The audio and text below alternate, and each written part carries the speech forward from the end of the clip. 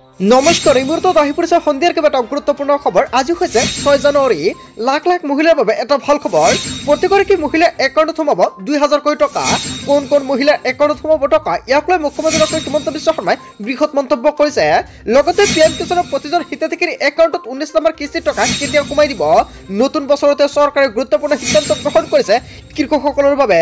লগতে আপোনাৰ গোটৰ মহিলাৰ একাউণ্টত 10,000 টকা কেতিয়া সোমাই দিব, ইয়াক লৈ মুখ্যমন্ত্ৰী ডক্টৰ হিমন্ত বিশ্ব শৰ্মাই নতুনকৈ এছঅপি প্ৰকাশ কৰিছে, লগতে জাননী প্ৰদান কৰিছে। লগতে ৰেচন কাৰ্ড থাকিলে আপোনাৰ বাবে এটা ভাল খবৰ। ৰেচন কাৰ্ড থাকিলে প্ৰতি মাহতে আপোনাৰ একাউণ্টত চৰকাৰে সোমাই দিব টকা। লগতে কেইবাটাও ৰাজনৈতিক খবৰৰ লগতে অৰাজনৈতিক খবৰ যুগুত কৰা হৈছে আজিৰ দিনটোত। গোটেই অসম তথা ভাৰতৰ বিভিন্ন প্ৰান্তৰ পৰা যুগুত হৈছে কেইবাটাও ডাঙৰ খবৰ। এনেবোৰ খবৰ নিতৌ পাই থাকিবলৈ চেনেলটি ছাবস্ক্ৰাইব কৰি ভিডিঅ'ৰ এটা লাইক কৰিবলৈ নাপাহৰিব। আজিৰ আমাৰ প্ৰথম গুৰুত্বপূৰ্ণ খবৰ হৈছে অসমবাসীৰ বাবে এটা ডাঙৰ খবৰ।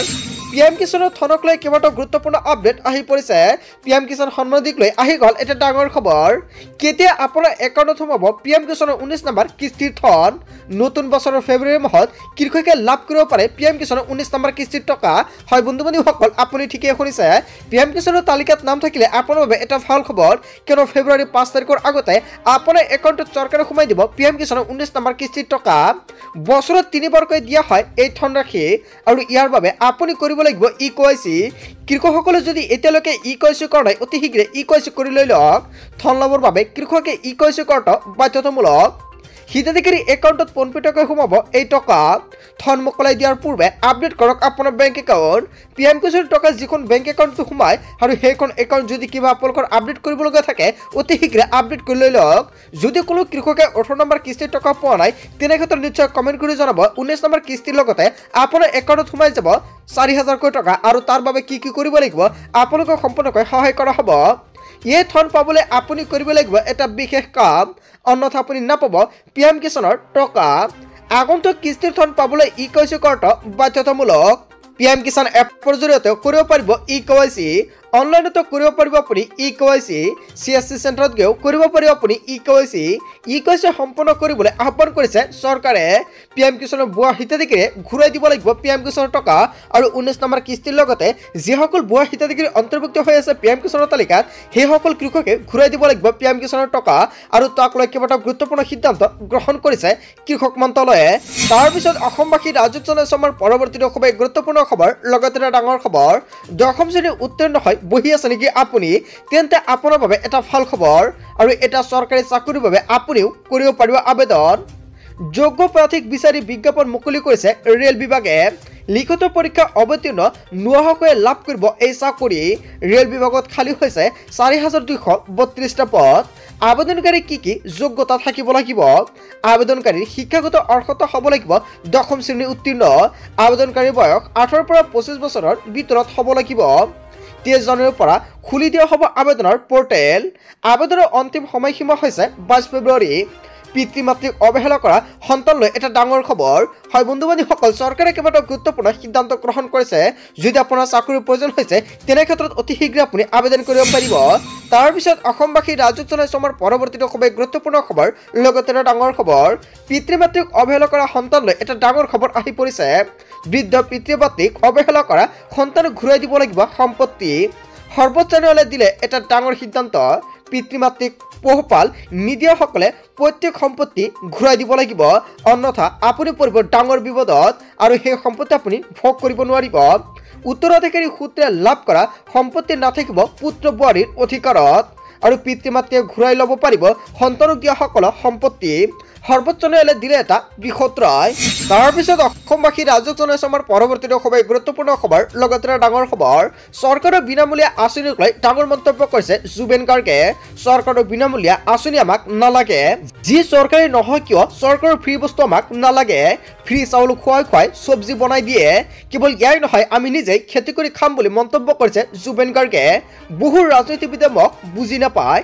বিনামূলীয়া আঁচনিৰ বিৰুদ্ধে সৰব হৈ পৰিছে কণ্ঠশিল্পী জুবেন গাৰ্গ। আৰু তেজপুৰত বাৰ্ষিক সংগীত উৎসৱৰ 2025ত জুবেন গাৰ্গৰ এটা ডাঙৰ মন্তব্য। হয় বন্ধু বান্ধৱীসকল, এটা ডাঙৰ মন্তব্য কৰিছে জুবেন গাৰ্গে। আচলতে চৰকাৰী বিনামূলীয়া আঁচনিক লৈ যিখন মন্তব্য কৰিছে জুবেন গাৰ্গে, ইয়াৰ বিষয়ত জনতাই কি ক'ব? যদি জনতাৰ কিবা মন্তব্য কৰিব লগা থাকে, আপোনাৰ মন্তব্যটো নিশ্চয় কমেণ্ট বক্সত জনাব। তাৰ পিছত অসমবাসী ৰাজুক জনাইছো আমাৰ পৰৱৰ্তী খুবেই গুৰুত্বপূৰ্ণ খবৰ লগতে এটা ডাঙৰ খবৰ অসমৰ মুছলমানৰ ঘাট হাত দিলে পৰিণাম ভয়াবহ হ'ব কেইবাটাও গুৰুত্বপূৰ্ণ সংখ্যাৰ প্ৰদান কৰিছে ৰিজল্ট কৰিম চৰকাৰে মুছলমানৰ গাত হাত দিয়াৰ আগতে আমচুৰ বুকু বেদি যাব লাগিব মুখ্যমন্ত্ৰী হিমন্ত বিশ্ব শৰ্মাই বন্ধ কৰক লেতেৰা ৰাজনীতি মুছলমানৰ শেষৰটো সমস্যা সমাধান নোহোৱাকৈ আমচুৱে যুঁজ দিব আমচু হৈছে সংখ্যালঘু লোকৰ সন্মুখত থকা এখন ৱাল আৰু সংখ্যালঘু মুছলমানৰ সুৰক্ষাক লৈ গজৰি উঠিল আমচুৱে মুখ্যমন্ত্ৰীক সকিয়নি দি আমচুৰ সভাপতি ৰিজল্ট কৰিম চৰকাৰে কেইবাটাও গুৰুত্বপূৰ্ণ মন্তব্য কৰিছে ইয়াৰ বিষয়ত জনতাই কি ক'ব যদি জনতাৰ কিবা মন্তব্য কৰিব লগা থাকে আপোনাৰ মন্তব্যটো নিশ্চয় কমেণ্ট বক্সত জনাব তাৰ পিছত অসমবাসী ৰাজুক জনাইছো আমাৰ পৰৱৰ্তী খুবেই গুৰুত্বপূৰ্ণ খবৰ লগতে এটা ডাঙৰ খবৰ বিজেপিৰে মিত্ৰতাক লৈ কিংমেকাৰ নীতিশ কুমাৰৰ ডাঙৰ মন্তব্য আৰজেডিৰ লালু প্ৰসাদ যাদৱৰ আহ্বানৰ পিছতে মুখ খুলিলে নীতিশ কুমাৰে কিছুদিন পূৰ্বে লালু প্ৰসাদ যাদৱে নীতিশ কুমাৰক আদৰি অনাৰ ঘোষণা কৈছিল নীতিশ কুমাৰৰ বাবে আৰজেডিৰ দুৱাৰ খোলা আছে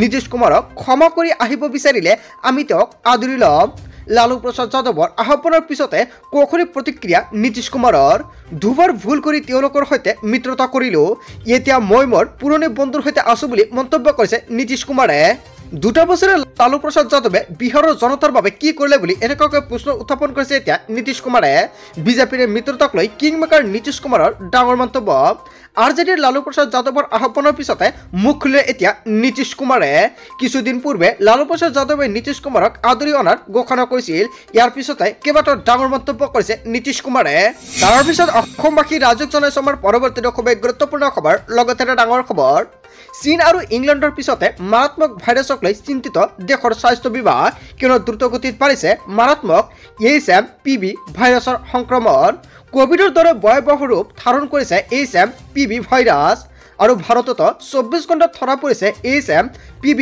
ভাইৰাছে আক্ৰমণ কৰিছে আৰু ইয়াক লৈ দেশজুৰি ডাঙৰ উদ্বিগ্ন হৈ পৰিছে আৰু ভাৰতত আক্ৰমণ হৈছে দুজন আৰু ইয়াৰ পিছতে চৰকাৰেও কেইবাটাও গুৰুত্বপূৰ্ণ সিদ্ধান্ত গ্ৰহণ কৰিছে চীন আৰু ইংলেণ্ডত জাৰি কৰা হৈছে HMPV ভাইৰাছক লৈ হাই এলাৰ্ট 5 বছৰ পূৰ্বৰ কোভিডকালীন পৰিৱেশ পুনৰ উভতি অহাৰ আশংকা দেখা দিছে 8 মহীয়া এটি শিশুৰ দেশত ধৰা পৰিছে HMPV ভাইৰাছ বেংগালুৰু এখন ব্যক্তিগত চিকিৎসালয়ত ভৰ্তি হৈ আছে আক্ৰান্ত শিশুটি আৰু শেহতীয়াকৈ আন এটি শিশুৰ দেহত ধৰা পৰিছে এই ভাইৰাছৰ উপস্থিতি আৰু এই তথ্যৰ পিছতে চিন্তিত হৈ পৰিছে দেশৰ স্বাস্থ্য বিভাগ আক্ৰান্ত ৰোগীৰ ক্ষেত্ৰত পোহৰলৈ অহা নাই ভ্ৰমণৰ ইতিহাস কেৱল ইয়াৰ নহয় স্বাস্থ্য বিভাগে জাৰি কৰিছে সতৰ্কবাণী দেশবাসীৰ পুনৰ পালন কৰিব লাগিব নেকি কোভিডৰ বিধি HMPV ভাইৰাছত শিশু আৰু বয়োজ্যেষ্ঠ লোকৰ আক্ৰান্তৰ হাৰ বৃদ্ধি পোৱা বুলি প্ৰকাশ কৰিছে স্বাস্থ্য বিভাগে শিশু আৰু বয়োজ্যেষ্ঠসকলে অধিক সতৰ্ক অৱলম্বন কৰিব লাগিব এই ভাইৰাছৰ সংক্ৰমণ হ'লে কিদৰে ৰক্ষা পাব আপুনি HMPV ভাইৰাছৰ লক্ষণ কৰোনাৰ দৰে জ্বৰ চৰ্দি কাহ আৰু চাহ আৰু প্ৰস্ৰাৱজনিত সমস্যা দেখা দিলে এতিয়া আপুনি চিকিৎসা কৰক কেৱল ইয়াৰ নহয় আক্ৰান্ত ৰোগীৰ সংস্পৰ্শলৈ আহিলে এই ৰোগৰ বীজাণু বিয়পায় হাঁপানি আৰু হাঁওফাঁওৰ ৰোগত আক্ৰান্ত ৰোগী সহজে আক্ৰান্ত হয় আৰু HMPV ভাইৰাছৰ পৰা হাত সাৰিবলৈ মানি চলক চিকিৎসকৰ পৰামৰ্শ চাবোনেৰে সঘনাই হাত ধোৱা আৰু চেনিটাইজাৰ ব্যৱহাৰ কৰাৰ পৰামৰ্শ চিকিৎসকৰ ৰাজহুৱা স্তৰত ব্যৱহাৰ কৰক আপুনি মাস্ক তাৰ পিছত অসমবাসী ৰাজুক জনাইছো আমাৰ পৰৱৰ্তী খুবেই গুৰুত্বপূৰ্ণ খবৰ লগতে এটা ডাঙৰ খবৰ লাখপতি বাইদেউৰ বাবে এটা ভাল খবৰ কিয়নো প্ৰত্যেকগৰাকী আত্মসহায়ক মহিলাৰ একাউণ্টত অতি শীঘ্ৰে সোমাই যাব 10,000 কোটি টকা শীঘ্ৰে আপোনাৰ একাউণ্টত সোমাব টকা ধন প্ৰদানৰ বাবে চৰকাৰে গ্ৰহণ কৰিছে ব্যৱস্থা জনতা ভৱনত বিশেষ বৈঠকত মিলিত হৈছে অসমৰ মুখ্যমন্ত্ৰী ডক্টৰ হিমন্ত বিশ্ব শৰ্মাই মুখ্যমন্ত্ৰী মহিলা উদ্যমিতা অভিযানৰ অগ্ৰগতিৰ বুজ ল'লে মুখ্যমন্ত্ৰীয়ে আবেদন পত্ৰ পৰ্টেলত অন্তৰ্ভুক্তকৰণৰ সন্দৰ্ভত বৈঠকত মিলিত হৈছে অসমৰ মুখ্যমন্ত্ৰীগৰাকী মন্ত্ৰী ৰঞ্জিত কুমাৰ দাস আৰু অন্যান্য বিষয়াসকল উপস্থিত থাকে বৈঠকখনত লগতে বৈঠকত সিদ্ধান্ত লোৱা হৈছে কেতিয়া সম্ভৱ আত্মসহায়ক 10,000 কোটি টকা অসমৰ মুখ্যমন্ত্ৰী ডক্টৰ হিমন্ত বিশ্ব শৰ্মাই অতি শীঘ্ৰে মহিলা গোটৰ একাউণ্টত সোমাই দিব প্ৰথম কিস্তি 10,000 কোটি টকা আৰু 2026 চৰকাৰে প্ৰতিগৰাকী মহিলাৰ একাউণ্টত সোমাই দিব 25,000 কোটি টকা আৰু কিছুমান মহিলাই লাভ কৰিব 1 লাখ কোটি টকা বন্ধু বান্ধৱীসকল গোটেই অসম তথা ভাৰতৰ বিভিন্ন প্ৰান্তৰ পৰা যুগুত হৈছে কেইবাটাও ডাঙৰ খবৰ এনেবোৰ খবৰ নিতৌ পাই থাকিবলৈ চেনেলটি সাবস্ক্ৰাইব কৰি ভিডিঅ'টো এটা লাইক কৰিবলৈ নাপাহৰিব so thank you for watching full video'